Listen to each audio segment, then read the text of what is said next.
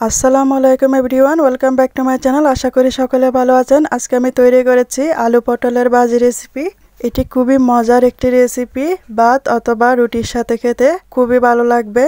তো কি করে আলু পটলের ভাজির এই রেসিপিটি তৈরি করতে হয় সেটি জানতে হলে পুরো ভিডিওটি না টেনে দেখতে হবে। তো একটি লাইক দিয়ে ভিডিওটি শুরু করা যাক। কড়াইতে নিয়ে নিয়েছি সয়াবিন তেল 1 থেকে 2 টেবিল চামচ। পেঁয়াজ কুচি ভেজে নেব।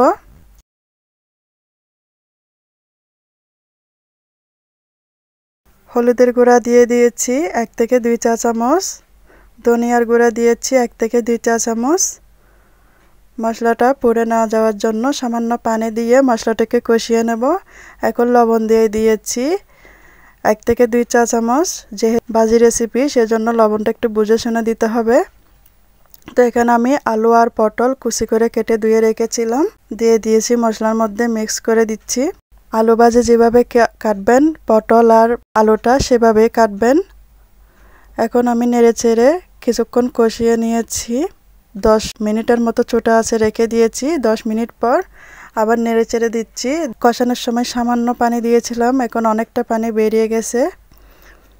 তো এভাবে মিডিয়াম লো আছে কিছুক্ষণ পরপর নেড়েচেড়ে দিয়ে এটাকে রান্না করতে হবে।